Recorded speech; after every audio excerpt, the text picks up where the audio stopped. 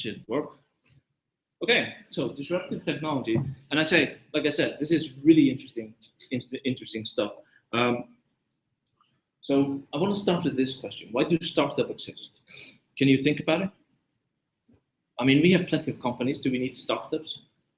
I mean, computer companies, they can reinvent things. Old companies, they can, there's new technology, we're going to change and use this technology. Why do startups exist? Any thoughts, comments?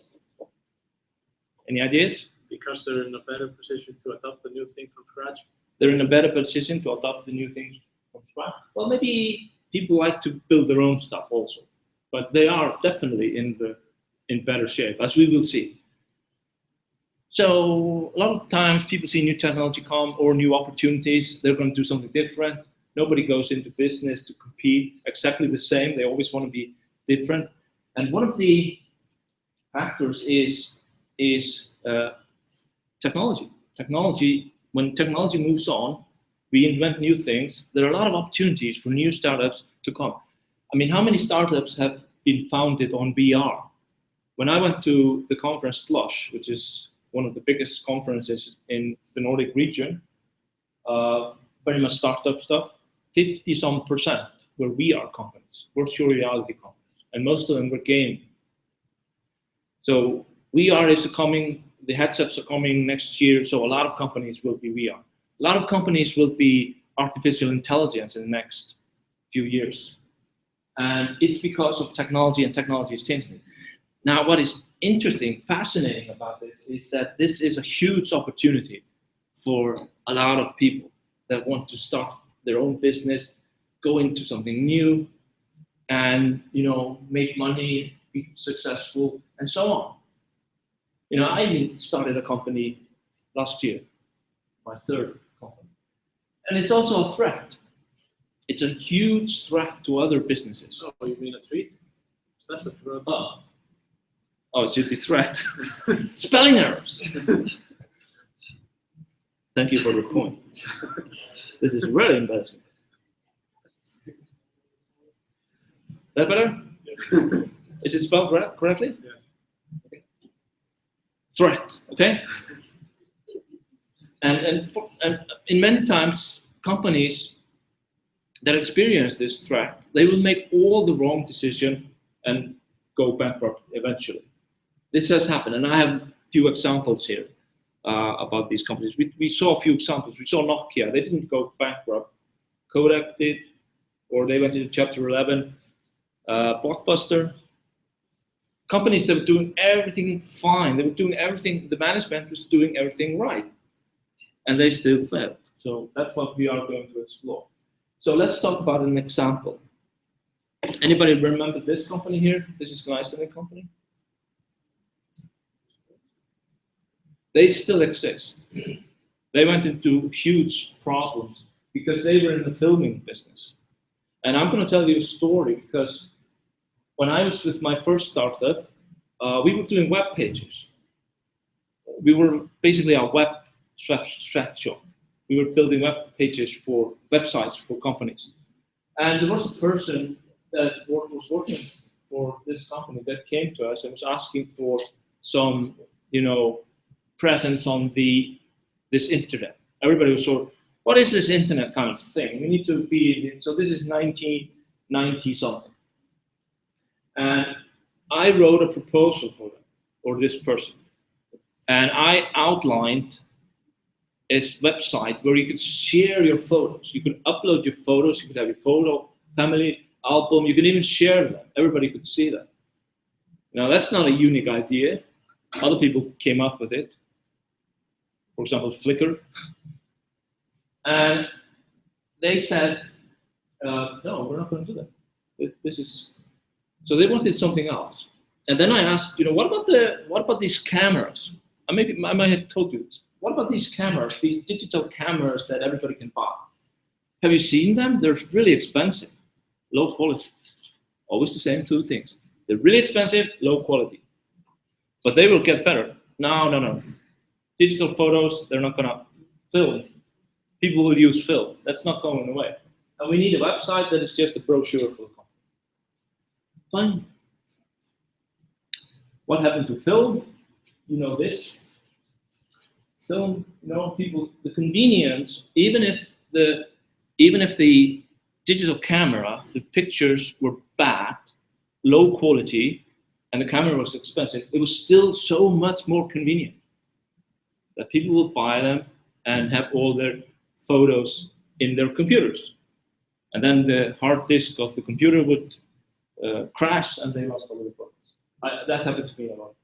So this happened, and the sale of digital cameras, analog cameras just drops, and then digital cameras rise until the smartphones. All phones have cameras, so you don't need a separate camera today. But the website that I was proposing that they built was something like this.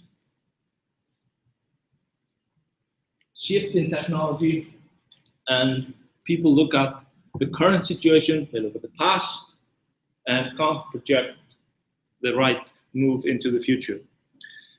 Another company, and we will talk about this on Monday, Famous Coda, because they failed, and the case study is this. There was another company called Fuji that was very successful and did not fail. And we will talk about this. Disruptive stress, newspaper industry, TV stations, video rental stores, they're practically gone. So things change. Technology moves on. And that causes a lot of frustration to a lot of people. And now I'm going to have Gary Vaynerchuk explain this to you. Now, this guy, he ran the WineLibrary.com. Did I tell you that? So he started many years ago with a wine show.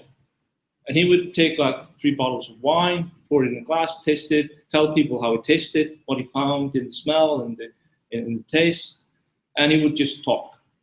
10 minutes, 20 minutes. And he became highly successful. People just watching him on YouTube drinking wine. And I was subscribing to, I always watched his show. And then he wrote a couple of books, became very successful, and then found his own company based on these new mediums that he's using. And he wrote the article about Snapchat. So, he wrote a few books on how to do this. So I'm gonna let him explain, how he talks about old media. How many of you guys know MidtownLunch.com? You know, awesome. One, that's great. My friend Zach has a site in New York City called MidtownLunch.com. He covers 6 blocks in Manhattan. 6. And he reviews street food because he loves it. Gyros and shit, right? The man makes $70,000 a year in ad revenue. And he's happy. He doesn't need a boat. He doesn't need a space shuttle. He's doing what he loves every day, which is writing about street food. It's fine. And he's crushing it. And more importantly, more ad revenue is going down to that. I had a really tough day a couple weeks ago. Oh, actually, cool. I had a really tough day a couple weeks ago when I had to eliminate, this is great, thank you for product placement, where I had to eliminate about 40, 50 people from the smart list, which is too bad because there wasn't that many people on it. But people were stunned when Gourmet Magazine went out of business. The amount of Twitter chatter and posts I saw of people caught off guard blew my mind. I was like, really?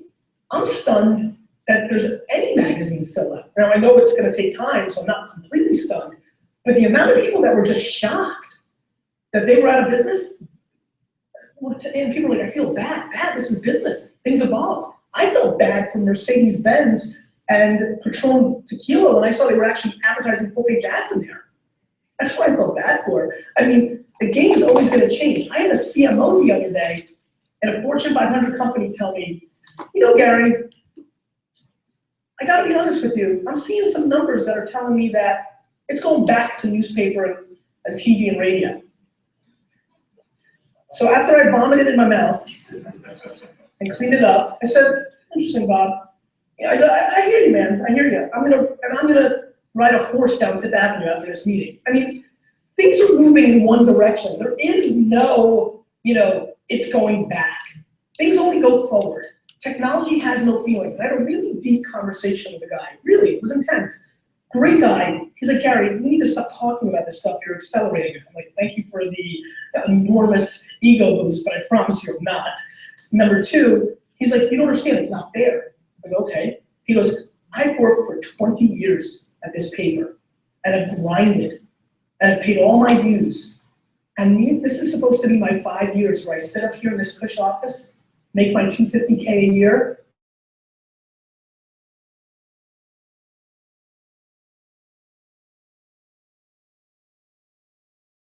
Bad. I mean, you painted this picture. I was like, and then finally I said, dude, honestly, the Holocaust is not fair. Katrina is not fair. That big ass earthquake that happened here in '89, that's not fair when people lose their businesses over that. But dude, you're in business, and business has no feelings. Technology doesn't care about us. Zero feelings for us. It's going to change and evolve. And unless you have the ability to change and evolve, unless you are the kind of person that does not draw lines in the sand, you need to recognize the change and, more importantly, the opportunity, because there is $1 trillion, not $1 billion, $1 trillion in ad revenue that's going to leak down to all the hyper-local, super niche opportunities for you guys. That's a lot of money. That's a game-changing amount. And I, for one, am really hungry in painting the picture for people to jump on board and get involved. It doesn't take tech skills. I did not grow up being a tech guy. I did not have computers. The most tech I was when I was 17 was I had Sega Genesis.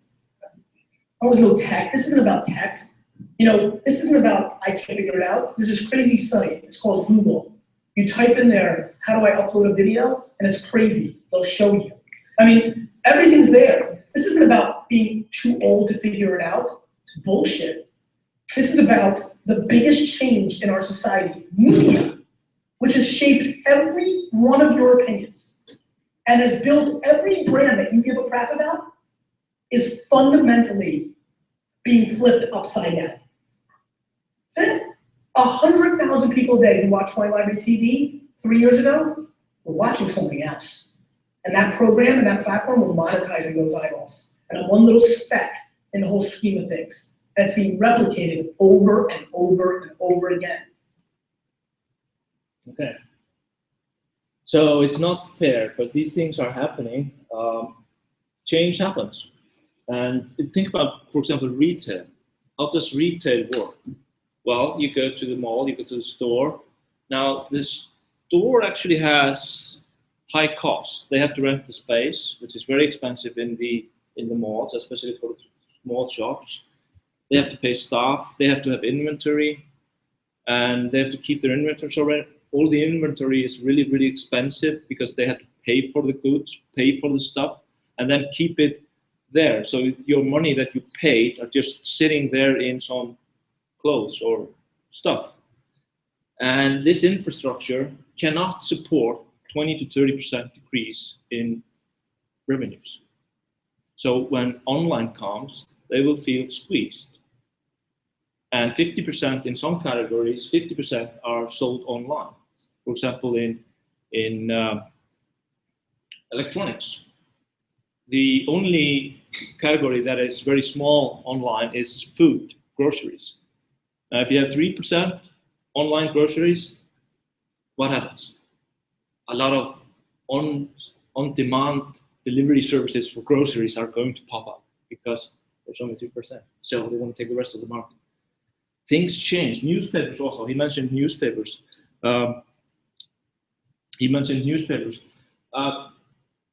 People want to read their news. They don't want to. I don't subscribe, for example, to papers, and that's sort of declining a lot because you have these in your tablets and computers and so on. And also, you want to select what you read, and that makes the web format really, really attractive. But the problem for the newspapers, how can they monetize? Because they have journalists that have salaries and they're expensive. They have the printing press. All the infrastructure of the 20th century is still there. And now the subscription base is moving away. The classified ads are long gone. They're on Craigslist or somewhere. They're gone. And that was the most lucrative part of the business. The classified ad. They made a lot of revenue from them. And now everybody goes online. Ads? Classified ads. I mean, what makes them classified, and how's that different from just ads? Okay, classified ad is a specific term, and you should look it up. It's just these small ads, not the full page ad, just small ad. I'm looking for a work, something like that. Yeah. Small one. In Icelandic, it's called small, and they're gone. They're mostly gone to the web. So if you have a furniture, a chair, you want to sell the chair, you would have a classified ad in the newspaper, and somebody would call you and ask to buy the chair. And now that moves to some site. So they don't have these, and they're feeling the stress because the infrastructure of the papers is so high with all the salaries, all the housing costs, they have to move. And there are newspapers that I've seen that are actually moving out of the very, very expensive downtown areas where they started 50, 60, 70 years ago in all cities all around the world. They're moving to the suburbs, to cheaper places so they can survive because they can't handle the infrastructure. Okay, so the world is changing. Technology has no feeling. I mean, obviously. Now the question is, before we go to break, is that good or bad?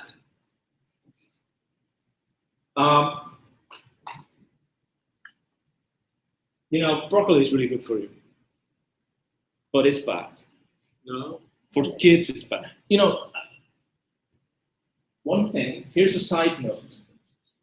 There was a discovery made a few years ago that led to the conclusion that you should not give your kids vegetables because their DNA, when you're young, your DNA says you should not eat those green things.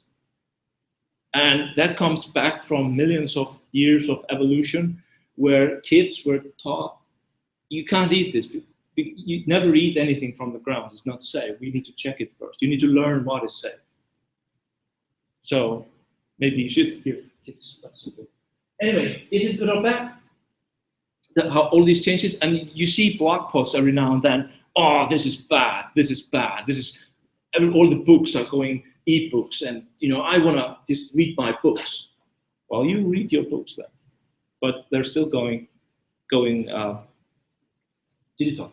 So my answer to this question is very, very simple, and I use Kranzberg first law of technology. He's like 6 laws. First law of technology is neither good nor bad, or is not good. Get over it, move on. Because when in one room, somebody will open the door, and then behind that door, there's a disruption, bad news for a lot of companies, bad news for a lot of people. And we come to this again. So Western Union, they owned the telegraph business. Now, why did they turn down the telephone? Doesn't make any sense. But they made the right decision based on all of the assumption that they had. They didn't know what the telephone was going to be successful or not. So they made the correct decision, but it turned out afterwards to be wrong. And we have actually 2 theories today. The first theory is the disruptive innovation theory. This is when new technology or old technology, whatever, something new comes into the market and it disrupts something. Something else is going to get out of business or lose revenues. The other theory is the people that are already in the market, how do they respond? Why do they respond like they do? Why don't they change? So Bell offered the telephone patent for like 100,000, which is 2 million today. Turned it down. Bell went into business himself, founded AT&T, which became the biggest company in the world at some time. And then only a few years later, AT&T had over 1 million users, revenues were going up, and Western Union they were outgrown by half, Western Union. So the question is, why did Western Union make such a short-sighted decision? Well, the answer is actually very simple. There's a simple version of it, and then there's a complicated version. The simple version is that they just didn't, there was no data on the future. Nobody knows the future. There's no data. Nobody has analyzed it. And if I will tell you how the future is going to unfold, I mean, you have to believe me because I have no proof. I can make arguments, this is happening, and this is happening, like Ray Kurzweil was doing, easy projection, but nobody knows how this is. And I will give you more examples of how people turn down technology. It's time for a break. Okay, let's take a break, and then I will give you a few examples of technology that was turned down.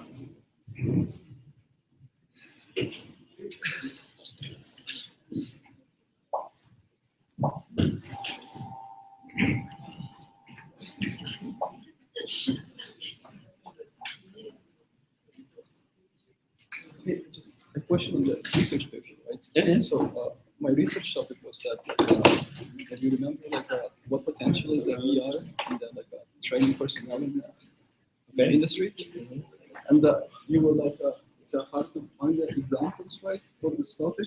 And I thought the way I vision this essays, I thought we have to make a projection on that, for example. Oh, you can do that. Oh, that's cool. It depends on the approach that you have.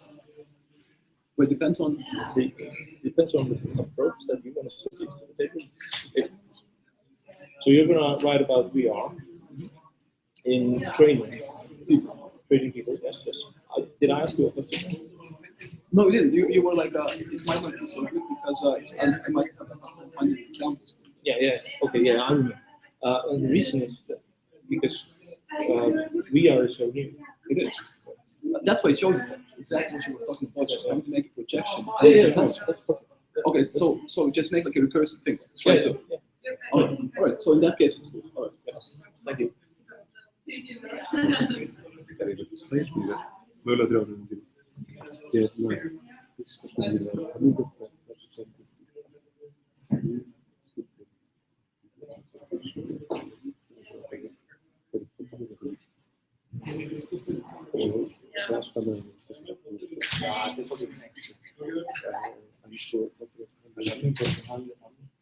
Þetta það sem að Jónsson þannig að skrifa bókina hálfpartinn á og rannsaka sem að hér kemur einhver tækni, einhver pannur til dæmis sem að áraði með þess að leysa þrennsliðin og finna þetta og hvað það sem þetta síðan gerist eitthvað annað sem að allir flytja fólki það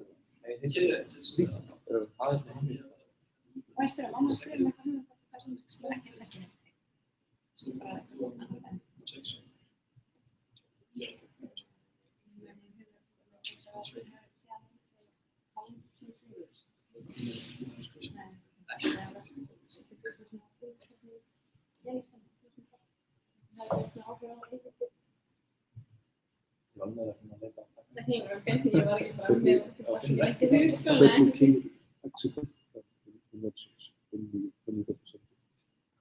Það er eins og kleikur sem það leitaði fyrir allstöður, kunni kleikur, sem það leiðin og þetta heil. Það er ekki að gera eitthvað sem það er acceptable to the og það er sem verið það sem sér difference.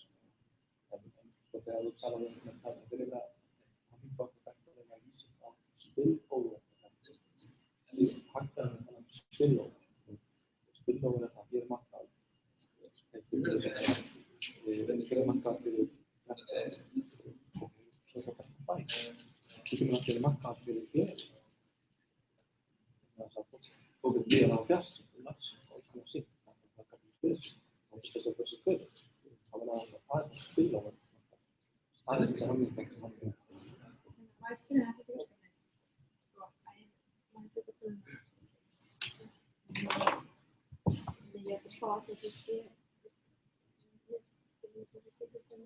So you talk about and in that komið. Já, þess vegna, sko, hugmyndafræðin er að gera það svo lítið hratt og við eigum tíma í tímið.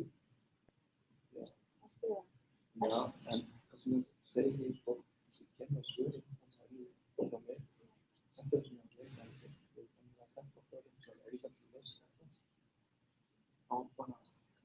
En ég er samt stundum eins og hérna, þú veist, við erum með disruptive stress. Þá stendur mjúk, af hverju, hvernig hægt að draga það niður í rauninni. Þegar ég, þetta var svo þannig sem ég það sem ég þannig að ég skrifaði að byrja með eitthvað. Já, ég verðum að fara að kynna lokaverkefni sko núna. Við erum að fara að kynna lokaverkefni. Ég er líka með spurningu.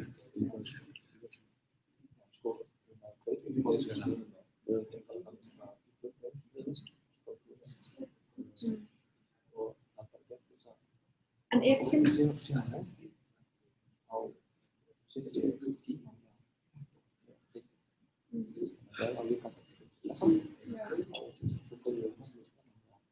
Smá unfair en bara bara eins og með eigin tíma tíma.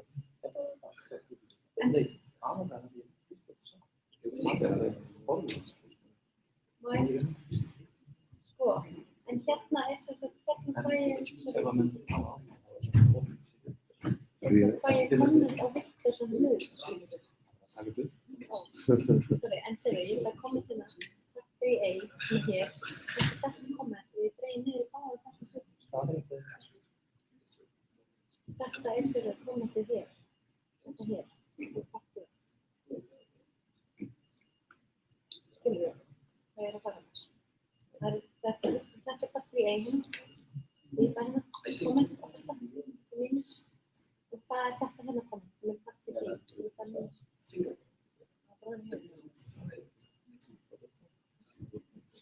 Ok, þá var þetta fyrir. Takk fyrir.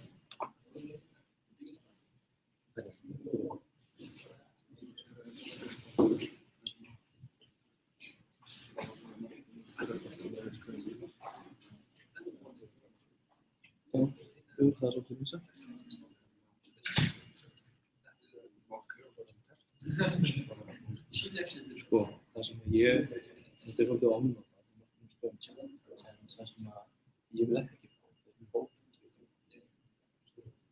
ég vil ekki koma með það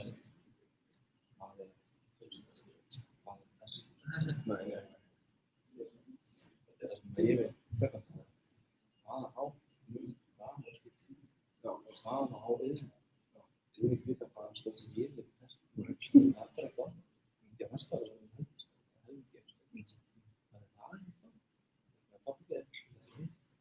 en það er ekki meira en þetta það þýðir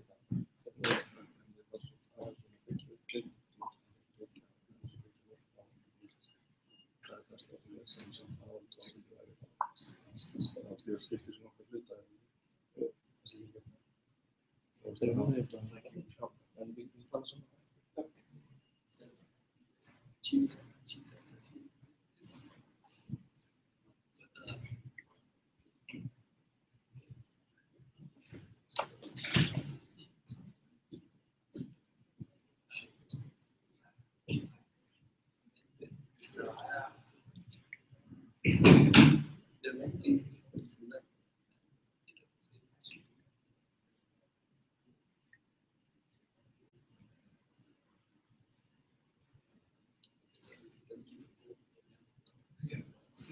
Okay, so let me give you a few examples of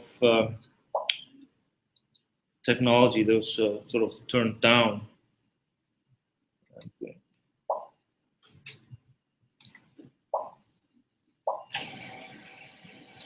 Okay, few examples. Let's start with this one, the telephone. And this is the Western Union story. So when Bell came to them, this was the response. This telephone has too many shortcomings to be seriously considered as a means of communication. The device is inherently of no value to us. So that was, they did the memo, They looked at everything, they looked at the technology, and they looked at the vision from Bell, and they said, no value to us, and this is the internal number.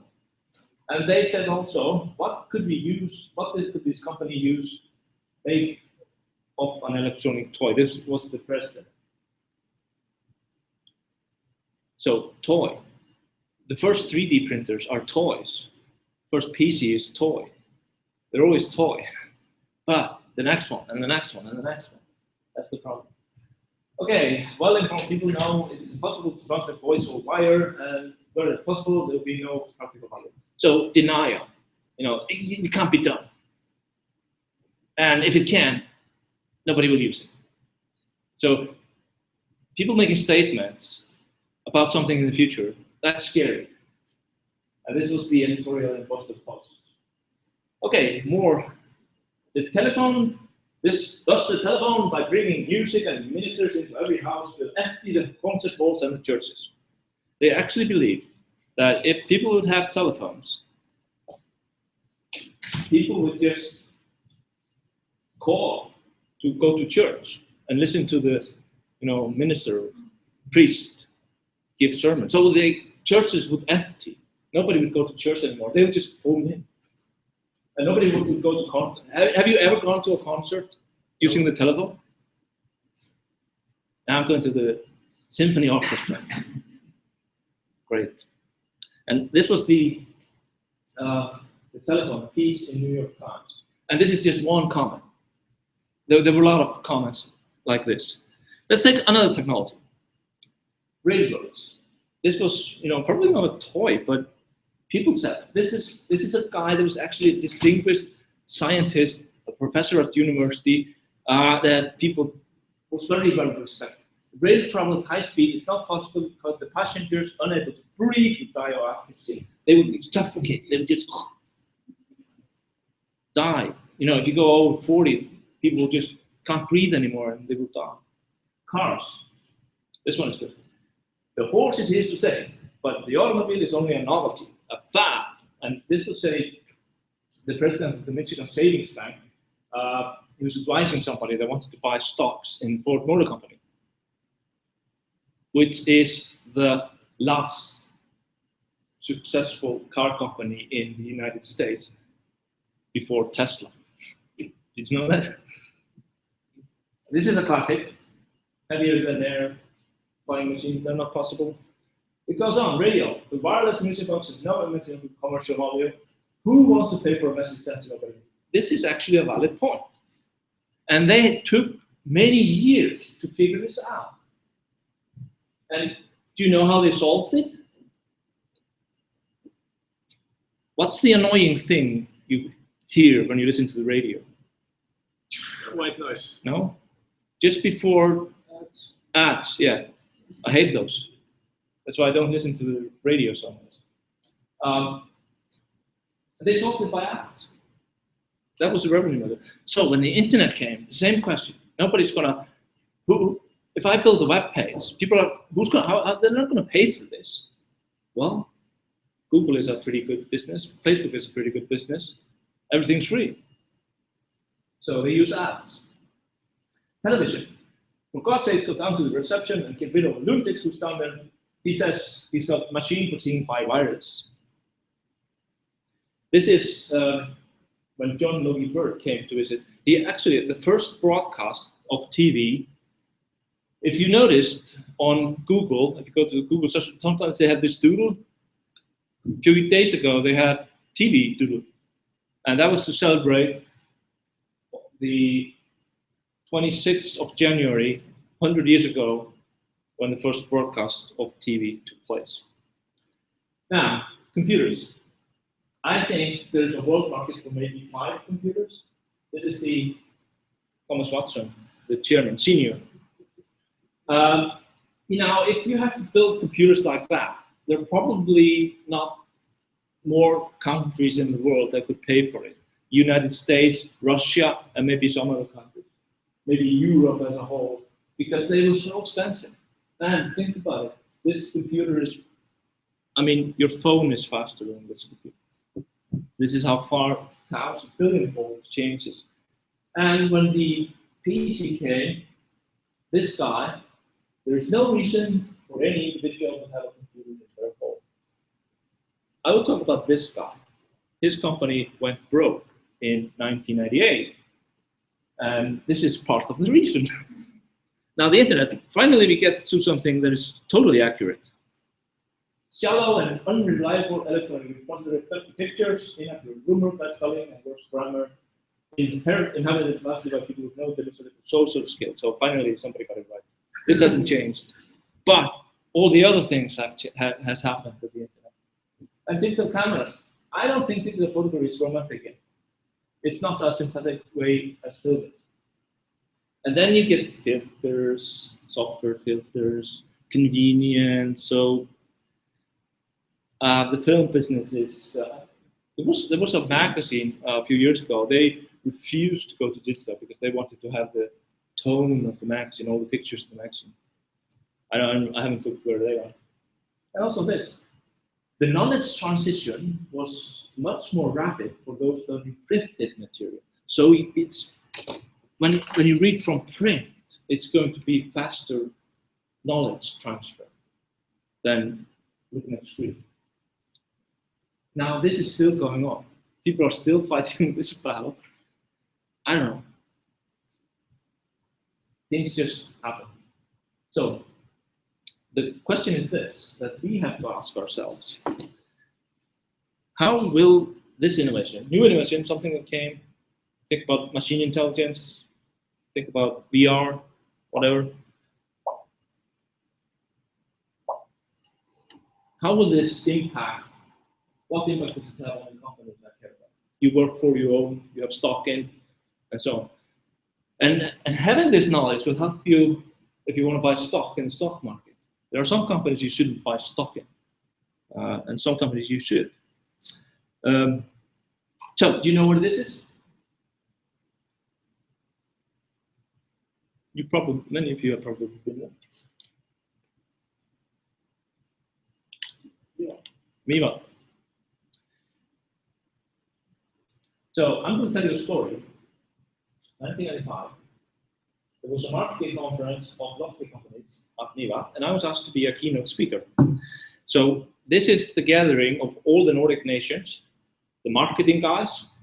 They will come there, they will have lectures, they will talk, they will share ideas, and they will eat and drink and be happy, and so it's a gathering where people have knowledge, meet new people, networking, and then have a great time. And when I came there, it was obvious that these guys meet every year because everybody knew each other except me. I was the only one sort of odd man out. But think about this time. What's happening in 1995? What's going on in the world in 1995? In technology. Yeah, the internet is taking off. The internet's, people are talking about the internet. This new thing called internet. And you can talk to people in Greenland. That was this kind of news that people were having in the media. Everybody's looking at, what is this internet? And only the early adopters type of people would go out and buy these modems, very slow modems, and take their phone lines, off the hook, and then you would use these modems. Very slow, but the web pages were also very simple anyway. So this is happening in 1995. And why they asked me to come, because I just founded an internet company. We actually wanted to found an e-commerce company, but we very quickly turned to the internet. That was the thing that was going on. So they asked me to come, and I took my desktop, huge desktop, and everything. And then a keyboard and the monitor, everything. I had to take everything with me. They didn't have laptops at that time. They were too clunky, really, really expensive. So I took everything, my modem, and then I used the phone line to call in. And what I did was I explained the internet. I talked about Usenet, FTP, because that was the internet at that time. The internet at this time was Usenet. It was not the web. The web was just starting. It was Usenet. And I talked about all these things. And then I showed them, using my web browser, how you could go online and buy a sports betting ticket. So I had created for the Icelandic company here in Lördal, I created the world's first sports betting site in the world, world's first sports betting site. And I went on their website and went into Oddset, if you know that game, Lincoln. And I selected a few teams, sports teams, 1x2 or whatever, and then I bought the ticket. And I got my betting slip, and I got my note from the credit card company, receipt. And I actually thought, you know, with all these lottery executives in the audience, that I was coming up with great ideas for them. This is the future, guys. See the opportunity. Nobody got it. Nobody understood what this was going on.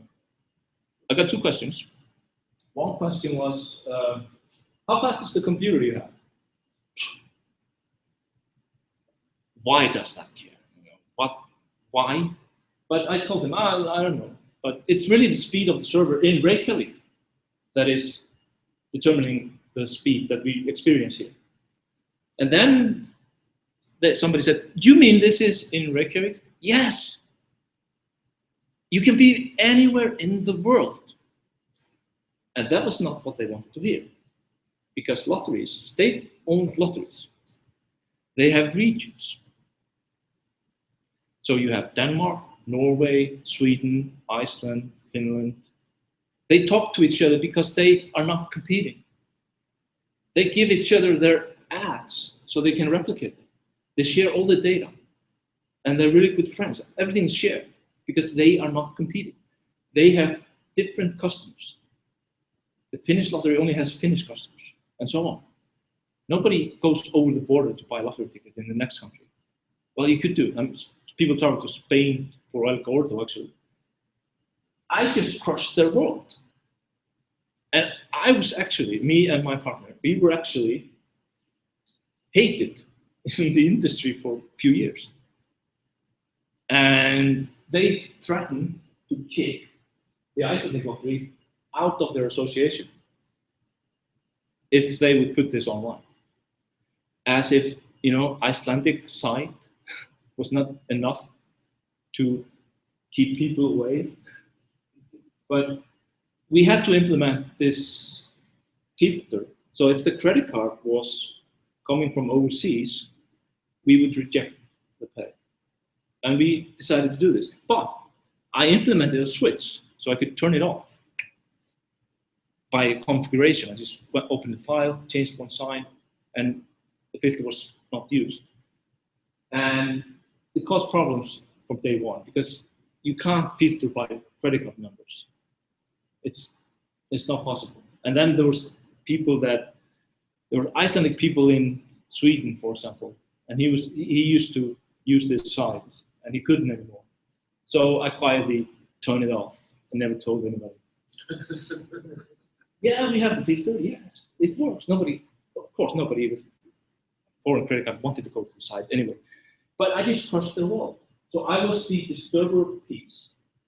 And this is why we decided to create another company.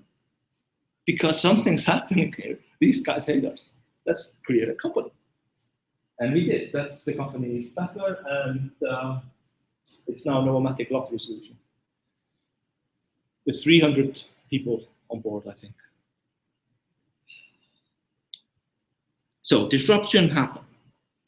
Now, usually we see sustaining technology. So these cars are the same. I mean, they have 4 wheels, they have steering wheel, they have seats, but obviously they have evolved. So from the one here on the left, every year, and you wouldn't notice this. It's like what's in the grass, it just happens. You don't know. And this is what, you know, grandparents experience when they visit their grandkids. Oh, you have grown so much. The parents didn't notice because every day a little gradual thing. So this is something that happens, and then that means that mature leading companies like these PC makers, airlines, it's very difficult to come into this market and compete. It's very difficult because for example, let's try to go into the TV business. You can actually buy screen wholesale from some company in Taiwan. Actually, they make all the screens in the world probably. And you can create your own brand. But the margins are razor thin. All the profits has been competed out of the companies. Competition, lower price, until the profit is fairly marginal. So the profits are squeezed out. But these are mature companies, and if you come in, people will just lower the price to get you out of the market until you go broke, just like the oil guys. This is what we call red ocean. Bloody competition, no profits, well-known boundaries, rules are established, sustained, commoditized, like we talked about. And these are the perfect industries for disruption. Something else happens. And it can be blue ocean. Somebody found new ways to do things. Same thing, new ways. I'll give you examples. Or, there was some examples last lecture. The wine, the NetJets, and new technology, new markets. And this happens all the time. So, disruptive technology, the product performance is good enough and affordable to fulfill unfilled need in the market. So that leads us to the disruptive innovation theory. And it goes like this. New organizations can use relatively simple, convenient, low-cost innovation to create growth and triumph over powerful incumbents. This is sort of in the short version. But this is not the right answer if you write it down. It's sort of the answer, but the theory goes like this. So this is the model. Okay, it's a process. It's a process where new entrants to an established market is able to challenge established business. And it happens like this. The incumbent is offering an established product, constantly improving the product to meet demands. So they're serving the high-end demands of the market. Okay? Typical sustainability where every year products get better and better and better. They still improve until there are so many features in this that people say, I don't need those features. If there were only a cheaper version of this that could do what I need. But they don't get it, so they have to buy. For example, furniture. All the furniture are very expensive. You need to buy furniture. You're not going to build it yourself. The more demanding the customers are, the higher the profit margin. So high-end, very expensive stuff, higher the profit margin, because it takes the same technically to make every unit.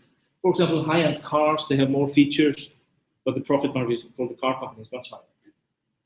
So they naturally want to sell more high-end stuff, because that's where the profit is. Why go to the low end? That's where the cheap people are. They don't buy anything.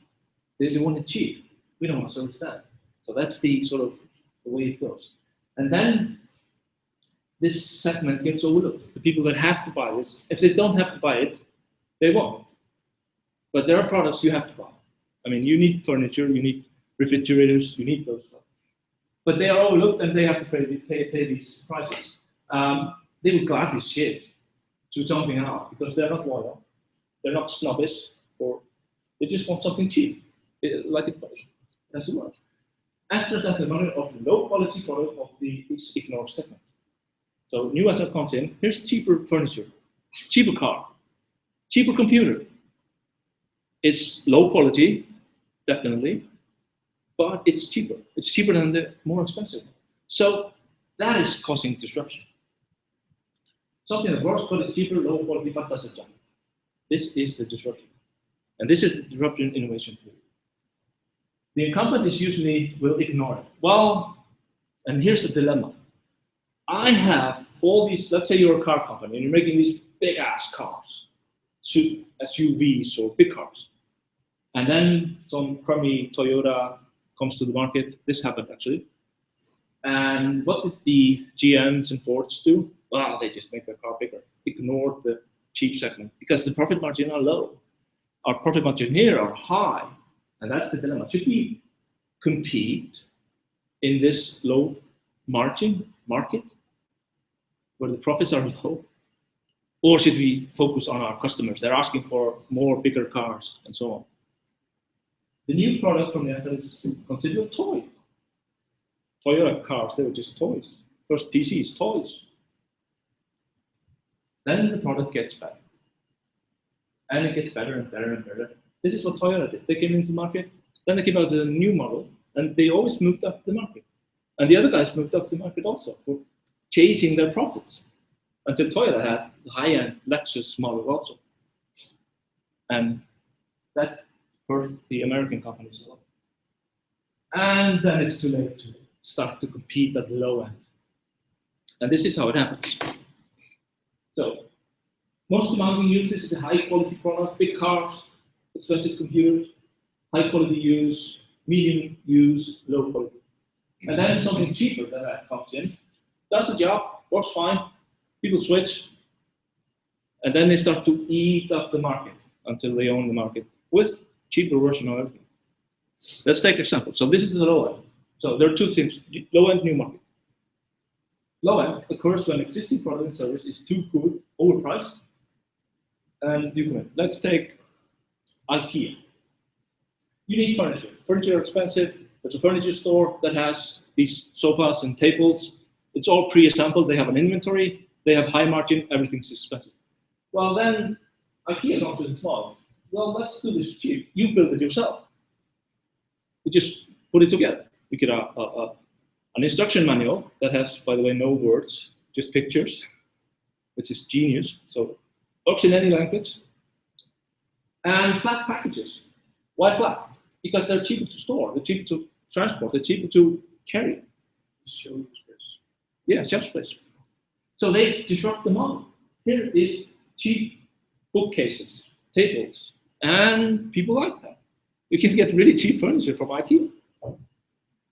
And that sort of killed many furniture stores because people like to go and just put, it's the price is ridiculous. I mean, so that's one example. Another example is computers.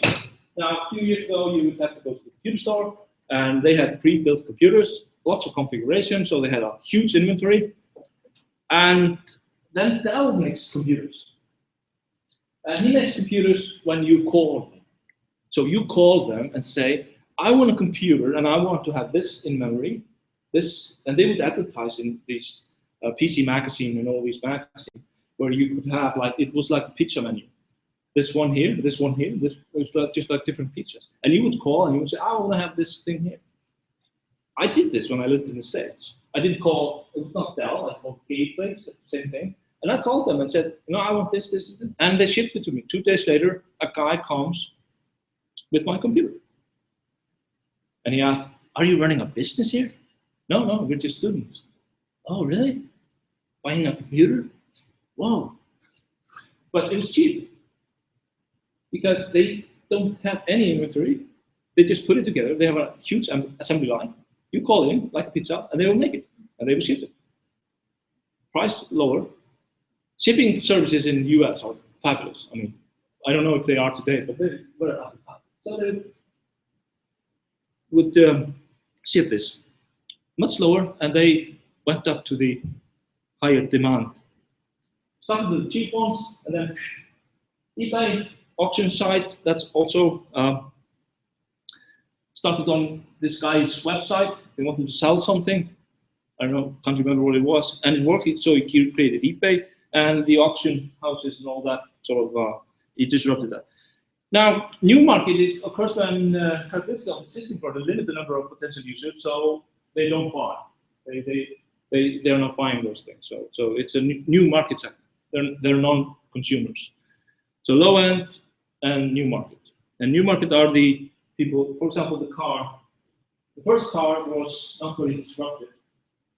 It was disruptive, and why it wasn't disruptive? It didn't change anything. There were only a few people in the world that could buy it. It was so expensive. The market was tiny. And then Henry Ford, assembly line, suddenly this is affordable. Boom, disruption. And it took away the stagecoach, the horse, killed the horse. Telephone, killed the telegraph.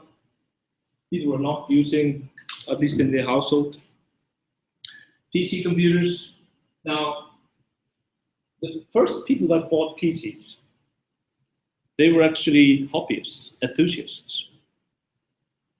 You should write this down for the assignment, if I remember. So they couldn't buy these things, but they wanted to have a computer. They would love to have their own computer. They would go to the computer centers because computing was so expensive, you have to centralize them. Bring the people to the computer because people can't have computers. This is what we do in healthcare. Bring everybody in the hospital instead of having health go to the people. It's getting hard. So, first PC users, and then it gets better and better. And at the same time, there are mini computers, and they get disrupted. I will talk about that in a moment. Okay, so here's the graph again. You have the telephone, personal computers, new market disruption, and the low end that is taking the customers that are buying the expensive products. So here's Clay Christensen talking about disruptive innovation. And listen carefully.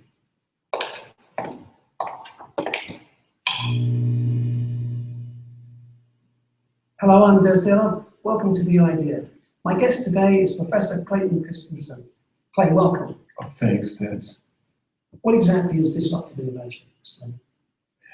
A disruptive innovation is not a breakthrough innovation that makes good products a lot better. But it has a very specific definition.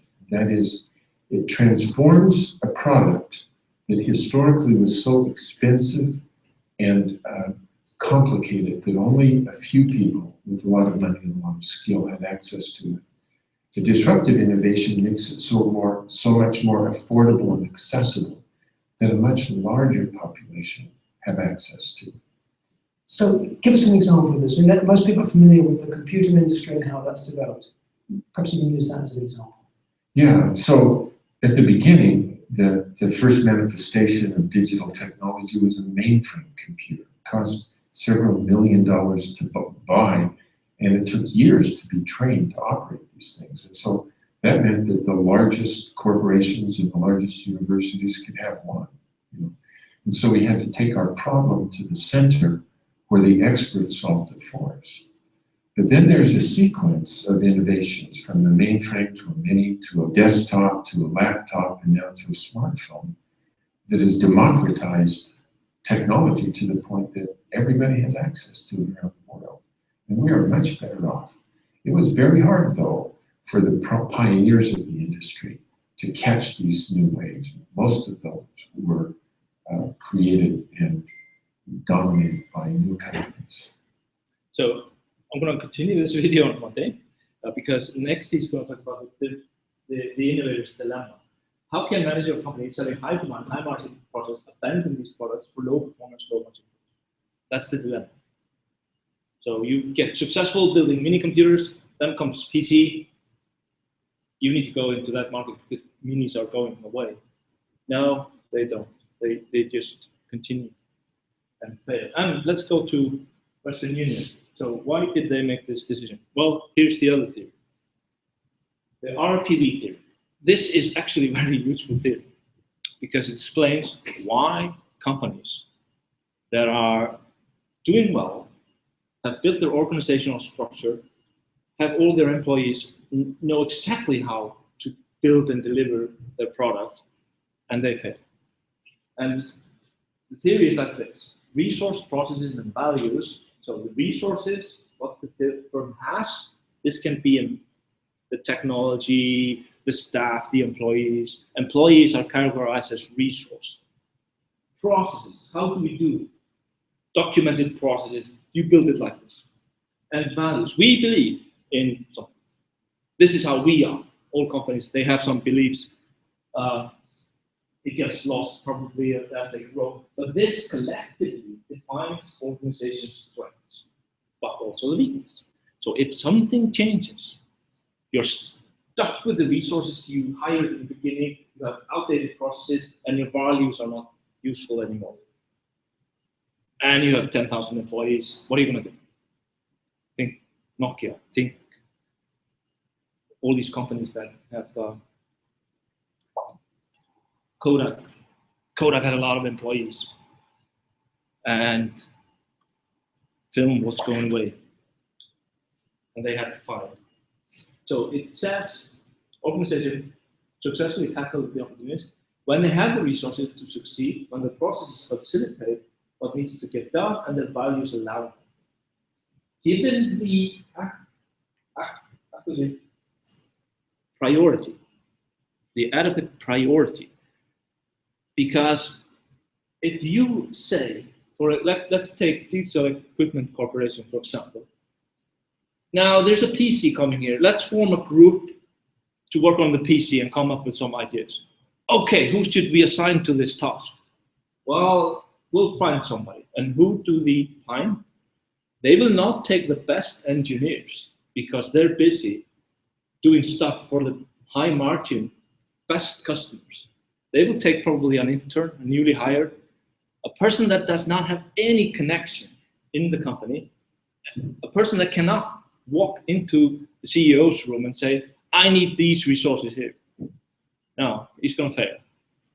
And this is why all these pet projects fail. They don't get the priority, they don't get the right people. So this is the strength and the weakness. Resources can be people, technology, products, equipment, information, cash.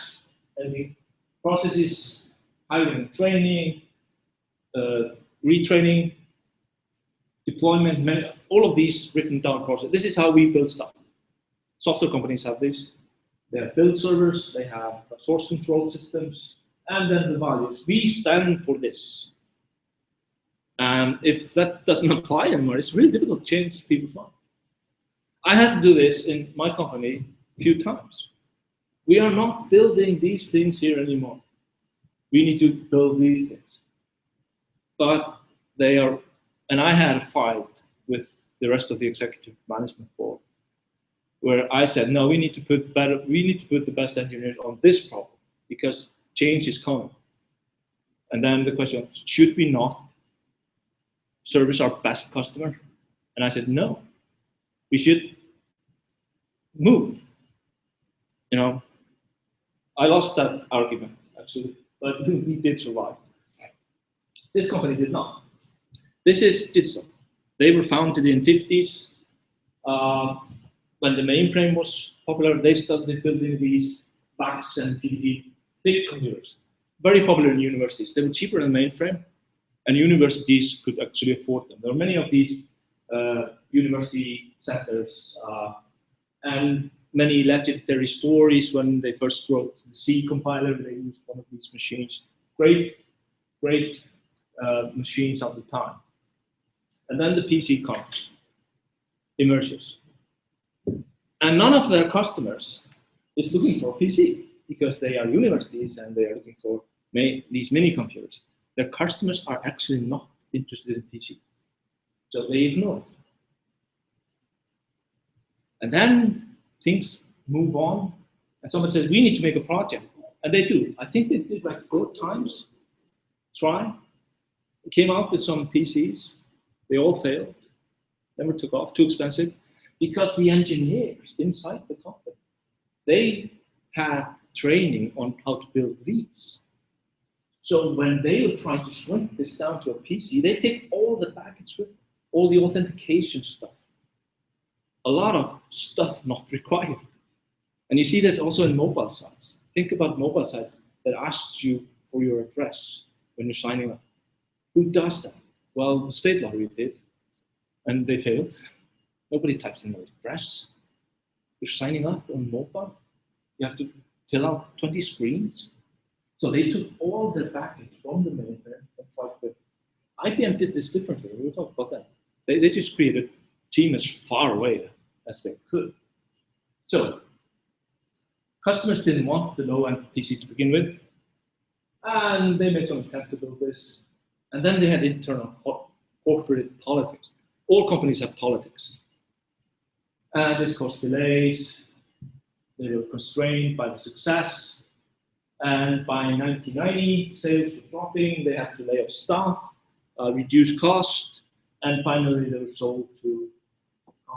Now, if you think about it, they did all the right moves at the time, because the customers were, they still had and the customers were asking for these products, and they listened to their customers.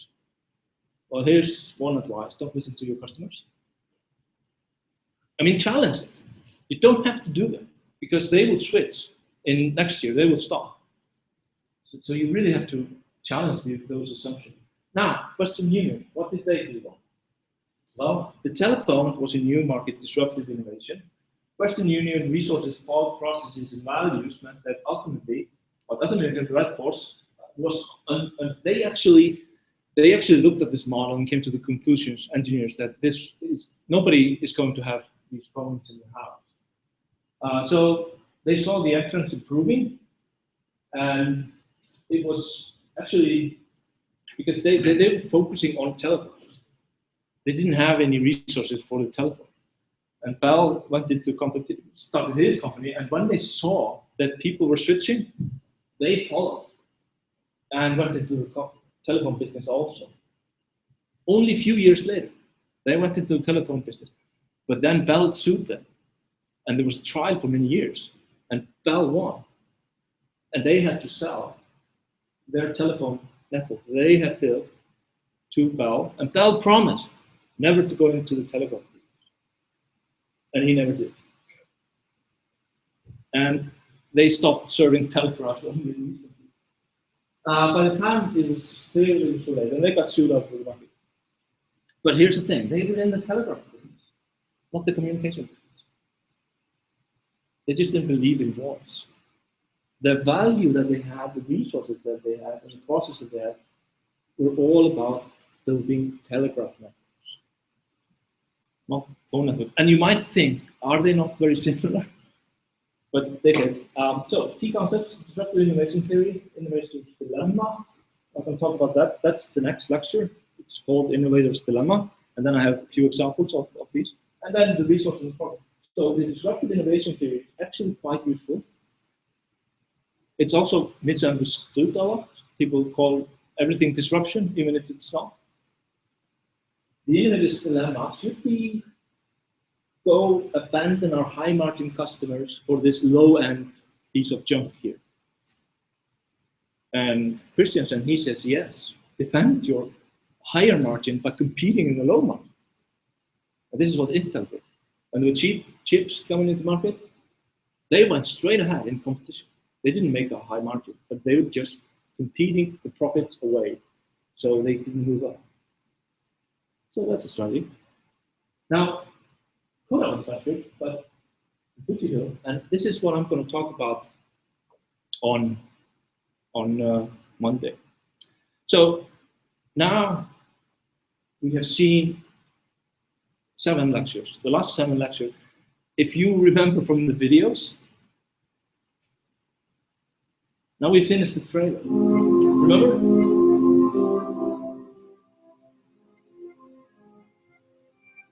Now we can recap. So the first voice that you hear is Kim Kelly. And then the first, from chapter 2 until chapter 7, chapter 8, the comments in the trailer are from those lectures. The last one being Gary Vaynerchuk we saw today.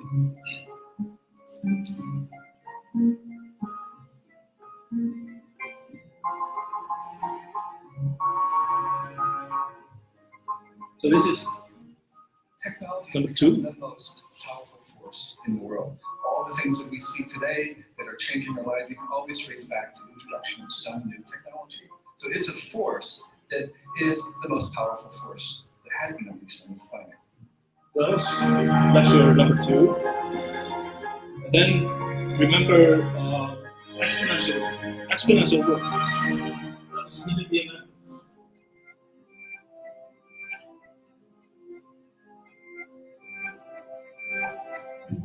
We're talking about exponential.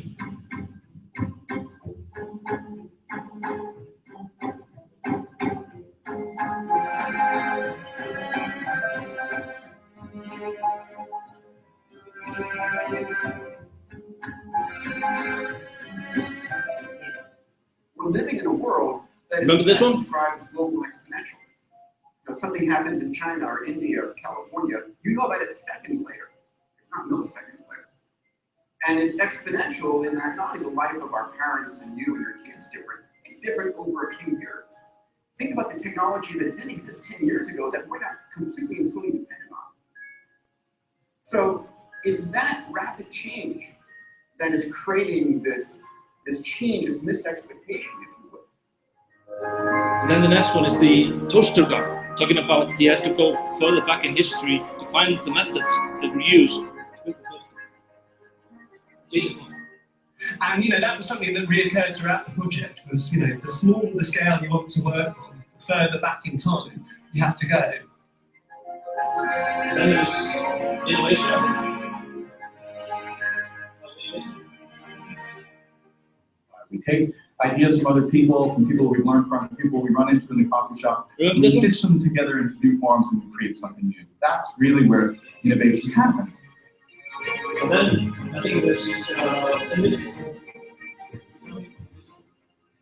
We all sit at various places at various times on the scale. What the law of diffusion of innovation tells us is that if you want mass market success or mass market acceptance of an idea, you cannot have it until you achieve this tipping point between 15 and 18% market penetration. And then the system tips. Okay, I think we're running out of time. Okay, so on the last one is, we have two more, but on Monday I'm going to talk about, this is where I got this on from the lecture. So I'm going to talk about the innovator's dilemma, and I'm also going to talk about report style guide. Okay, so I'm going to start on Monday by telling you how you should organize your paper. You have an introduction that has a role, and then you have something, and then something, and how you can put this together. So that is on Monday. Okay, thank you. Áttu við ekki að gera eitthvað svona, hvað ég segja, skýrslu eða svona fyrstu grófu útgáfu? Já, ég tala um það. Ég tala bara um það. Ég tala um það á mánudag. Það er líka á mánudag. Heimildir. Viltu að við séum að nota einhverja heimild í öllum svörunum í þessu verkefni 2 eða bara svona hér og það? Og ef þú notar heimild og fullir yfir það, þá skaltu setja referens. Þannig að þessi fullýringu sem ekki röggstur, þá nær svarað ekki. En við erum ekki að tala um að það sé... Þú átt að geta svara undir verkefni, án þess að fara á fullýringu á það. Það bara menn eitthvað valið að gera. En var ekki skylda að nota einhvers konar heimildir í